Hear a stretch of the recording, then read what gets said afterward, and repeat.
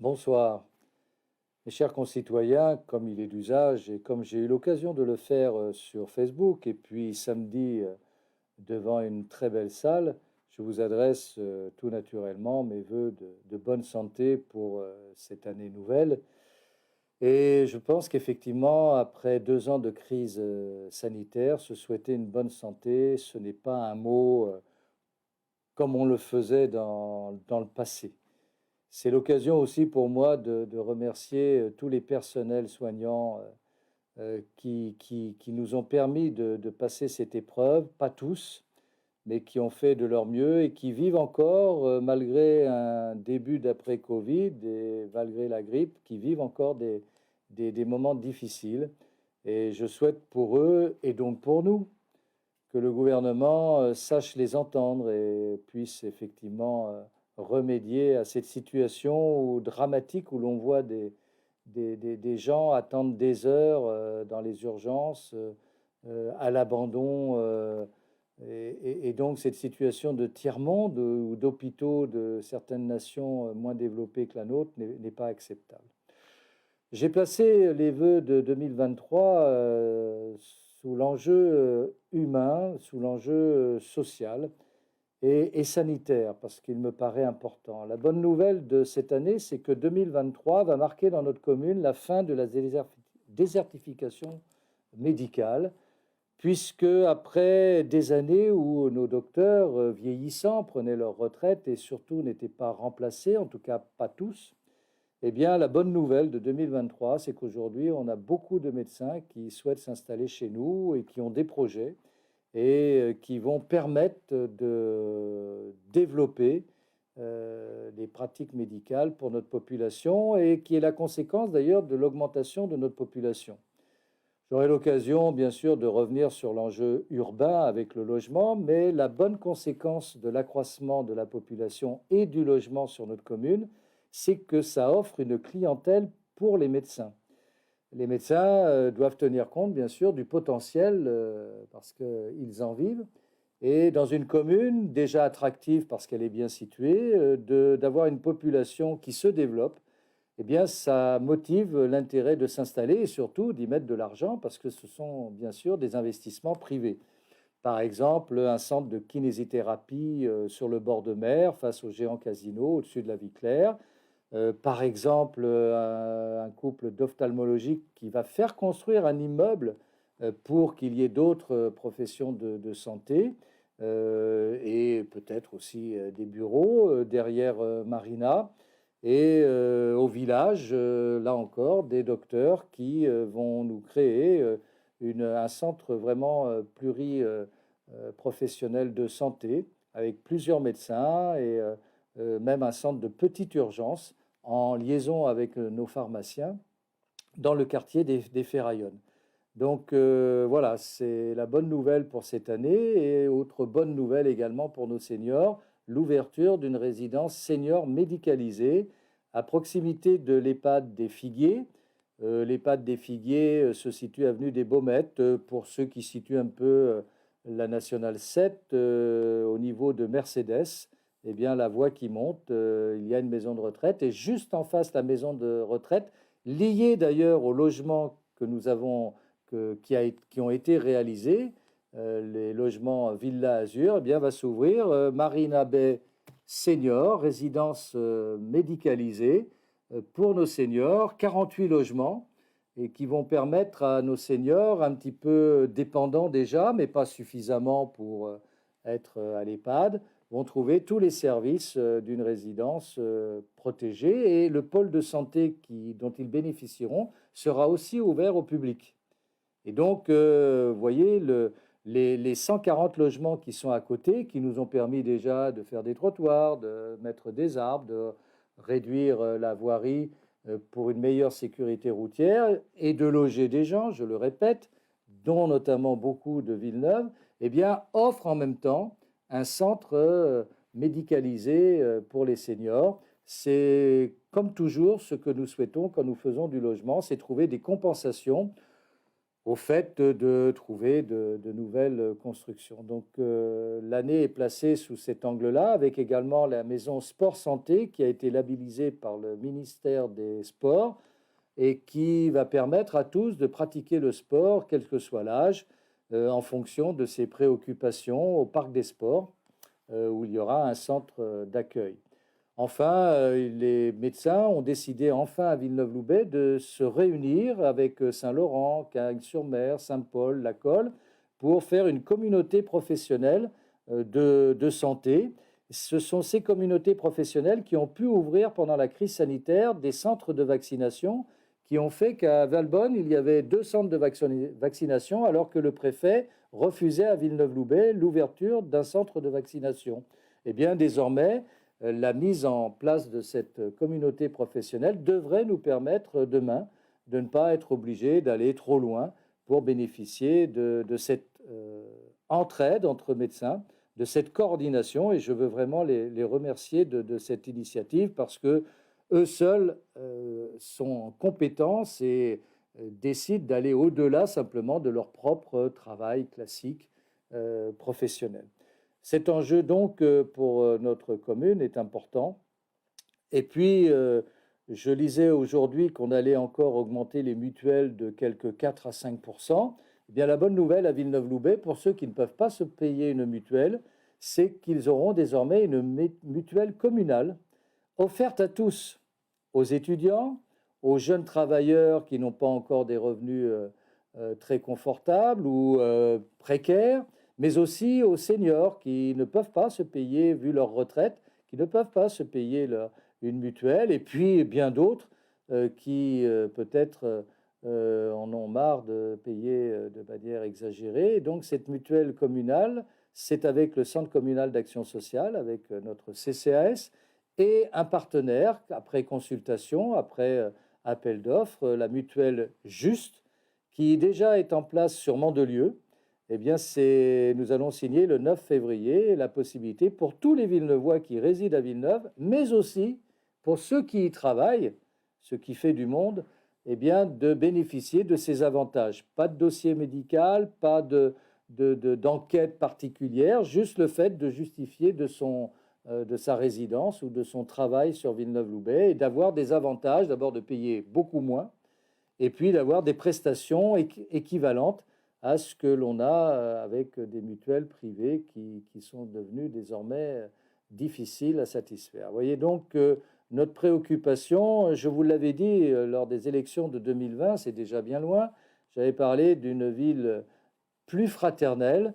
Je pense que nous faisons beaucoup déjà avec les enfants, avec les jeunes, avec les manifestations qui sont offertes à tous, mais cette dimension-là n'était pas la mieux servie de mon point de vue. Et donc, le travail que nous faisons depuis maintenant quelques années porte ses fruits, mais c'est du bon travail, c'est-à-dire que ce n'est pas un travail qui coûte et qui fait de la dépense budgétaire sur la commune, mais qui, au contraire, par son dynamisme, incite les professionnels à s'impliquer et eux-mêmes investir. Donc, le bénéfice pour tous, sans en avoir la contrainte et la charge financière.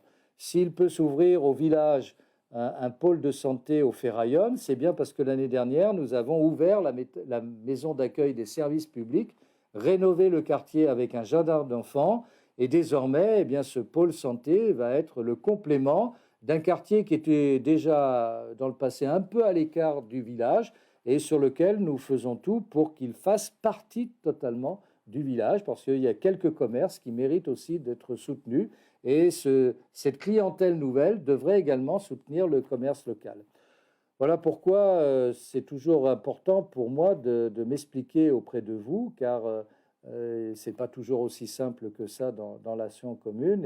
Et j'ai l'occasion ainsi, pour ces vœux, de vous donner peut-être un peu de réconfort par rapport à la sinistrose générale. Bon, nous, on aura nos problèmes avec l'enjeu budgétaire sur lequel nous travaillons. L'enjeu urbain aussi qui est important parce que 2023 va voir naître eh bien, un nouveau quartier sur cette zone, comme on l'appelait autrefois, qui est pour nous la Nationale 7, et un quartier nouveau, le Cœur des Morettes, qui va être le Villeneuve du 21e siècle, puisque nous y installerons d'ici 2024 une mairie annexe et un poste de police municipale.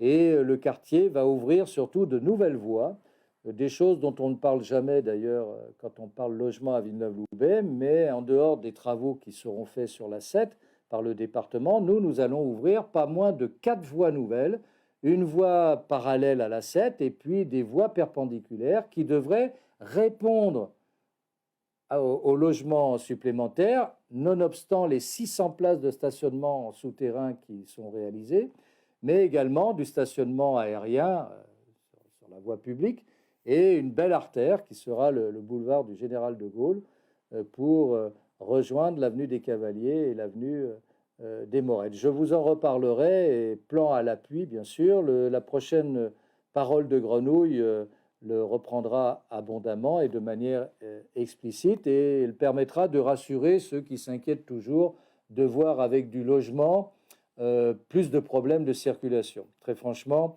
le logement, c'est vraiment pas le problème de circulation. Ça peut être le problème de stationnement, mais nous faisons beaucoup de parking pour ceux qui viennent résider. Et s'ils veulent bien ne pas vendre leur parking ou s'en servir comme garage pour stationner dehors, les choses peuvent fonctionner. La loi n'interdit pas aux gens de vendre les places de stationnement qu'ils acquièrent avec leur logement. C'est ce qui explique parfois quelques contradictions. Mais je pense que ce que nous avons réfléchi, puisqu'il y aura aussi du cheminement piéton, cyclable, et qui permettra aussi pour les gens de ne pas prendre la voiture et d'aller à pied et en sécurité, par exemple, depuis l'école des Morettes, l'espace culturel André Malraux, jusqu'à la gare.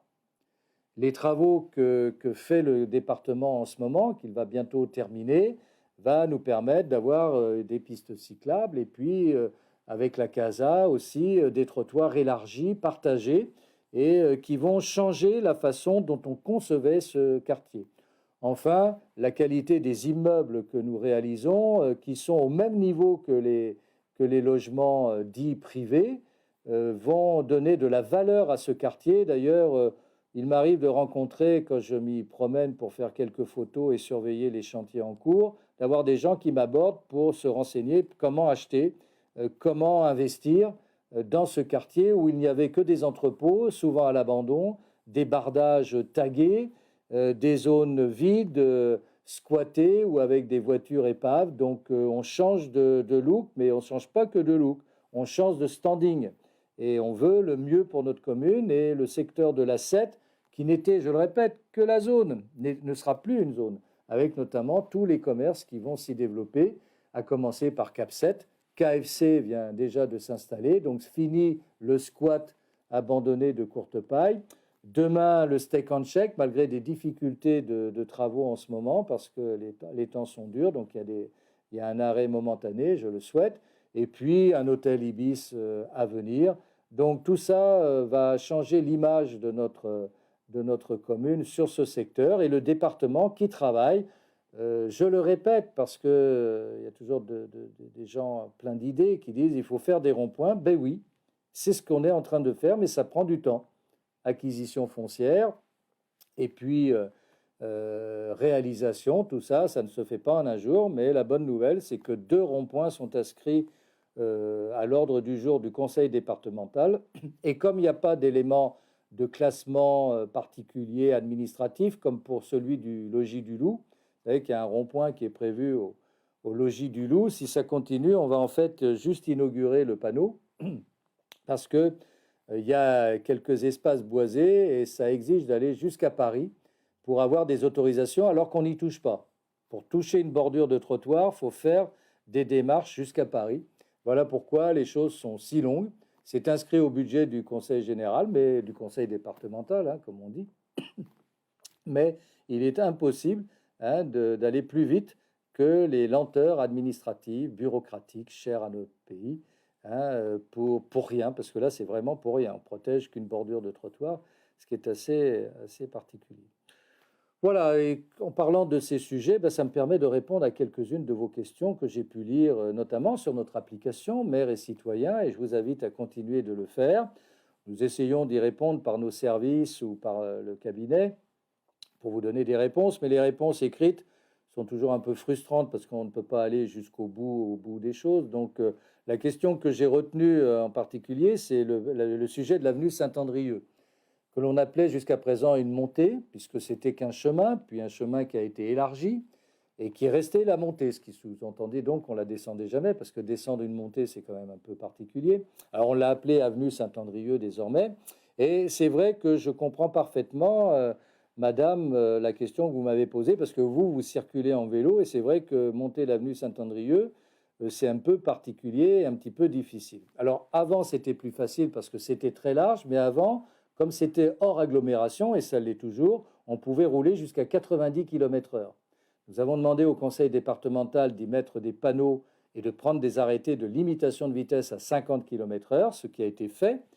Mais ce n'est pas pour ça que les gens lisent les panneaux et conduisent en respectant les limitations de vitesse. Donc nous avons demandé au conseil départemental de créer des places de stationnement qui manquaient par ailleurs pour créer une chicane de ralentissement pour freiner les ardeurs des pilotes émérites que nous avons sur le secteur, notamment ceux qui vont à Amadeus et puis ceux du quartier aussi, il faut bien le dire.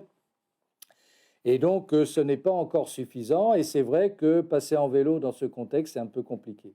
Alors, je vous l'avais déjà dit parce que vous m'aviez écrit à ce sujet et je vous avais déjà répondu, eh bien, il va falloir être patient parce que ce secteur est devenu un secteur qui voit naître un nouveau quartier à Villeneuve-Loubet, qui nous est imposé par l'État, qui exige que l'on fasse du logement social.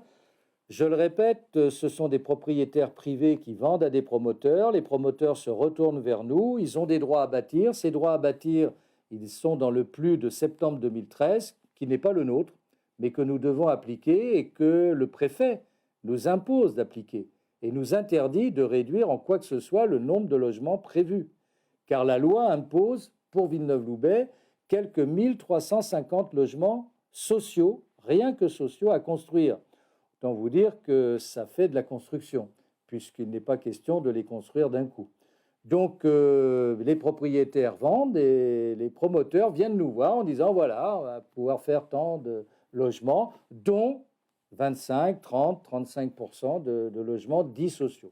Alors, je voudrais vous dire qu'aujourd'hui, les logements sociaux, c'est quand même monsieur et madame tout le monde, hein, puisque 80% des Français peuvent en bénéficier.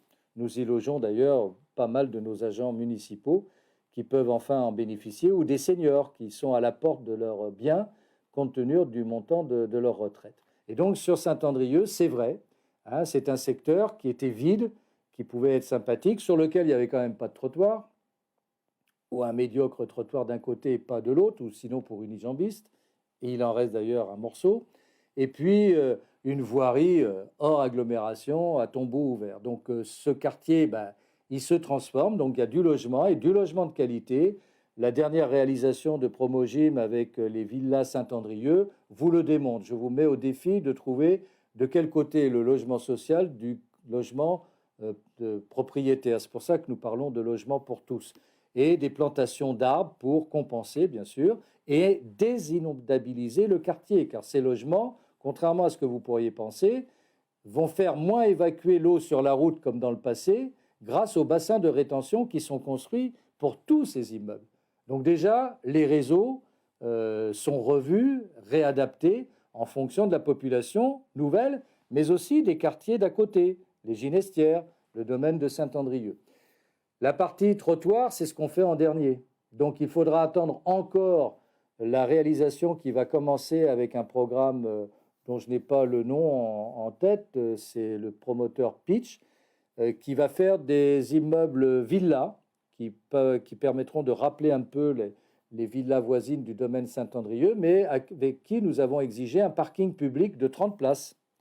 En tout cas, d'au moins une vingtaine de places qui va aussi permettre de faire vivre le quartier. Et donc, il faut 2 ans pour cette réalisation. Et à partir de là, effectivement, nous pourrons réaliser le trottoir élargi, regarder un petit peu comment on met du stationnement pour toujours maintenir cet esprit de chicane. Et il nous restera encore une partie haute où le trottoir ressemble à rien, où peut-être là encore un autre promoteur viendra démarcher les propriétaires privés. Un groupe l'avait déjà fait, puis a finalement renoncé, puisqu'on exigeait de lui qu'il nous fasse le trottoir avec tout le soubassement que ça suppose. Il faut de la patience. Et quand on a déjà vécu là et qu'on voit les transformations et qu'on avait ces habitudes, je comprends parfaitement que ce soit désagréable. Et je n'ai pas de solution, même précaire, même provisoire, pour le moment. D'abord parce que ce n'est pas nous qui pouvons même tracer quelque chose sur le sol. Il nous faut l'autorisation du département. Nous allons par exemple, là, on a commencé des travaux devant les villas Saint-Andrieux, 3 places de parking, 3 malheureuses places de parking, diront les esprits forts, puisque pour le moment on ne va les faire que là, mais ils se poursuivront sur toute la montée par la suite. Et donc, tout reste en chantier. Et donc, voilà pourquoi je n'ai pas de réponse intelligente à vous faire sur la question du vélo et de la sécurité en vélo. Les voitures doivent respecter les vélos, mais ça, c'est effectivement une autre affaire. Alors, nous ferons des contrôles de vitesse réguliers, ça nous a été demandé, nous allons le faire, nous allons le mettre en place, effectivement, pour calmer un peu les ardeurs de tous ceux qui se croient sur un circuit de Formule 1. D'autres nous ont posé la question récemment sur la route de Grasse. J'ai quelqu'un que je connais bien qui nous a interpellé ce matin. Il a vu sur la route de Grasse, qui est une route départementale, elle aussi hors agglomération, que Veolia, sur le centre de Veolia, ils avaient défriché, débroussaillé sur leur voie. Et donc, on pourrait penser qu'effectivement, ça serait tellement facile de créer une sécurité piétonne et cyclable. Figurez-vous qu'on n'a que ça en tête. Moi, je l'ai eu comme conseiller départemental. On a fait des aménagements sur la route qui ont un peu sécurisé la grande ligne droite où c'était infernal. Et il reste le problème de relier le Clotérol, où nous avons du logement, que nous avons trouvé dans la corbeille de Marié, quand même. Ce n'est pas nous qui avons décidé de donner un permis à cet endroit-là. Et comment aller du Clotérol jusqu'au village à pied, en vélo, en sécurité. Eh bien, on ne le peut pas. Le département que nous avons sollicité, avec notamment notre conseillère départementale, vice-présidente, Marie Benassayag, Charles-Ange Ginesi, que j'ai eu personnellement, parce que nous avons eu un mort sur cette route l'année dernière, je lui ai demandé instamment, même si ça doit être sur 3 ans ou 5 ans, d'avoir un vrai programme de requalification complète de cette voie. Le département en a pris l'engagement, mais c'est compliqué, parce que d'abord, tous les bordures de route appartiennent à un propriétaire unique. La famille Panispassi, qui en est propriétaire, avec lesquels les relations ne sont pas toujours forcément simples. Avec Orange, par exemple, nous n'avons pas obtenu de pouvoir mettre un relais qui permette de donner de la téléphonie mobile plus claire à tous et qui nous oblige à aller plus haut sur la voirie départementale. Et donc, l'élargissement de la route passe sur des terrains privés. Donc, il faut trouver la négociation, la discussion là-dessus. Ensuite, si vous regardez bien la configuration de la route, d'un côté, c'est de la roche volcanique, du basalte. Donc, si on veut faire quelque chose, il faut faire éclater. On le fait en montagne, donc on pourrait le faire chez nous aussi.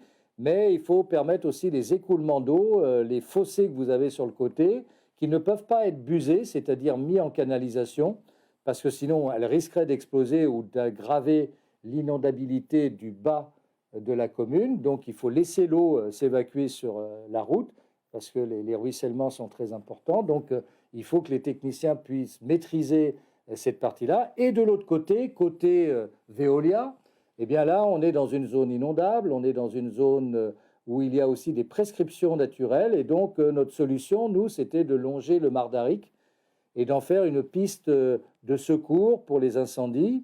J'en ai parlé avec monsieur le sous-préfet, qu'on ait une réunion de travail là-dessus qui ferait un délestage pour les piétons, pour les vélos et pour surtout les sécurités incendies qui n'ont rien. Le jour où il y a un incendie, la route est bloquée, personne ne passe.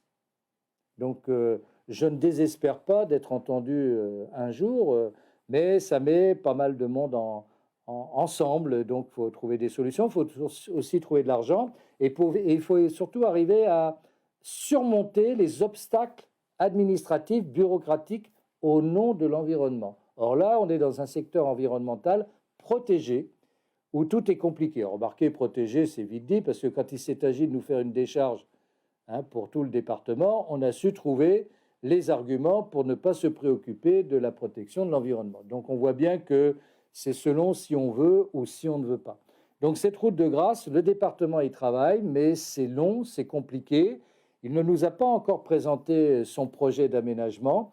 Nous espérons l'avoir dans cette année 2023. Mais sachez bien qu'on n'oublie pas tous les gens qui vivent sur le secteur, le camping du Sourire, et je le répète, sur le Clotérol, et les enjeux aussi pour tous les centres d'animation, de loisirs, qui méritent aussi d'avoir cette sécurité. Donc, un peu de patience, et il n'est jamais interdit d'écrire au département, se manifester et faire savoir qu'il y a des choses à faire encore sur la commune de Villeneuve-Loubet. Dans les domaines de sécurité, bien sûr, ponctuellement, vous nous suggérez un miroir au chemin des Essarts, sur l'avenue Bel Air vers Jacques Kilby, là où il n'y a pas de trottoir. Et là aussi, pour répondre à celui qui m'a interpellé sur l'avenue Bel Air, étant donné qu'il va y avoir une promotion immobilière qui va s'ouvrir juste avant Amadeus, on va laisser le chantier se faire. Et on va profiter justement de cette promotion immobilière pour voir comment on peut faire une continuité de trottoir là où il y en aura une constituée. Donc, il va falloir être encore patient et dans votre quartier subir bien sûr des charrois de camions parce que vieille famille cagnoise qui a vendu et que nous avons bloqué pendant pas mal de temps, mais à un moment donné, le maire ne peut pas bloquer. Sinon, il s'expose à un recours abusif. Et le recours abusif donne tous les droits au promoteur s'il l'emporte. Et il l'emporte la plupart du temps, puisqu'il a les droits de construire. Donc nous préférons discuter et négocier avec le promoteur des compensations. Et là, sur ce secteur-là, où il y avait une magnifique villa avec des oliviers splendides, nous préservons tous les oliviers et nous faisons en sorte que ce ne soit pas vraiment des immeubles, mais plutôt des immeubles villas qui s'intègrent dans le paysage et où il y aura aussi du logement pour tous, du logement social de qualité. Et je peux vous dire qu'ils contribueront à donner aussi une plus grande qualité au quartier par rapport à ces aménagements urbains. Enfin, et par rapport à d'autres questions qui m'a été posée, un parc à chiens pour le parc départemental de Vaugrennier, comme son nom l'indique, il est départemental, donc nous avons transmis cette demande au conseil départemental, car nous ne gérons pas le parc départemental, bien sûr, c'est le conseil départemental qui le fait, et on en est ravis, surtout avec les magnifiques jeux pour les enfants qu'ils ont installés, qui permet pour tous les gens du quartier sur Villeneuve-Loubet de profiter quand même d'un espace naturel assez remarquable. Enfin, la dernière question que j'avais vue passer, c'était sur de mettre des engins pour faire du sport en plein air. Alors nous en avons du côté de la passerelle des Ferraillonnes, près du parc des sports. On a réfléchi un petit peu pour faire comme à Cannes, en mettre sur le bord de mer, mais il y a toujours un problème. Il y a les sportifs qui les utilisent, puis après vous en avez d'autres qui viennent faire un autre sport à 2 heures du matin ou faire les zoulous. Et donc c'est source de nuisance pour un voisinage. Et on n'a pas envie de se rajouter une faune que l'on fait tout pour ne pas s'installer chez nous. Et donc, on ne veut pas leur donner des prétextes non plus. Et l'autre argument, c'est que nous ne sommes pas là non plus pour concurrencer les salles de sport, ceux qui travaillent. Et donc, c'est bien qu'on ait quelques engins de remise en forme, mais on n'a pas envie non plus de s'y substituer. Enfin, je vous dirais que si vous voulez vraiment utiliser des engins, adhérez à l'association Muscu-Gym de Villeneuve-Loubet. Nous venons de faire l'extension de la salle Monique Maurice qui est réservée aux haltérophiles, mais pas que. Tous ceux qui prennent une cotisation, qui est d'ailleurs bon marché, peuvent aller avoir tous les engins qu'ont les athlètes en compétition. Et je vous signale que Villeneuve-Loubet vise une médaille pour les Jeux Olympiques de 2024. Nous sommes labellisés France Terre des Jeux. Pour cela, nous avons réalisé cette extension que nous venons d'inaugurer et vous pourrez bénéficier vraiment d'un accompagnement également, si vous le souhaitez, pour les engins à utiliser. Jean-Paul Bulgarides, qui a été président de la Fédération française d'haltérophilie, qui est notre adjoint au sport, se fera un plaisir de vous accueillir. Au mois de mai prochain, si tout va bien, cette salle sera complétée par la première salle d'arts martiaux de la commune, un véritable dojo avec aussi des possibilités pour le public de suivre les compétitions, qui nous permettra aussi de relooker une salle qui est un peu tristounette à regarder. Et donc, nous aurons un bel ensemble sportif inscrit dans notre budget de 2023. Voilà, je pense avoir fait un peu tout le tour de tous les sujets pour le moment. Et comme à chaque fois, eh bien, j'aurai plaisir d'ici le premier lundi du mois suivant, hein, entre 19h et 19h30, de répondre aux questions qui auront été posées sur l'application Maire et Citoyen, ou même au cabinet du maire ou par Allo Mairie, parce que ce que vous nous dites nous intéresse, nous fait réfléchir et n'est jamais balayé d'un revers de main. Et si on a des obstacles, eh bien, c'est l'occasion pour moi de vous les expliquer de vive voix plutôt qu'en 3 lignes qui sont toujours un peu expéditives. Voilà, chers concitoyens, je vous renouvelle mes voeux pour 2023. Je nous souhaite, nous tous ensemble, de vivre le meilleur malgré un contexte général qui n'est pas très très sympa. En tout cas, la commune fait tout ce qu'il faut pour essayer d'atténuer vos désagréments extérieurs et de profiter de ce cocon que l'on veut protéger et qui est l'objet de toutes nos attentions. Bonne soirée.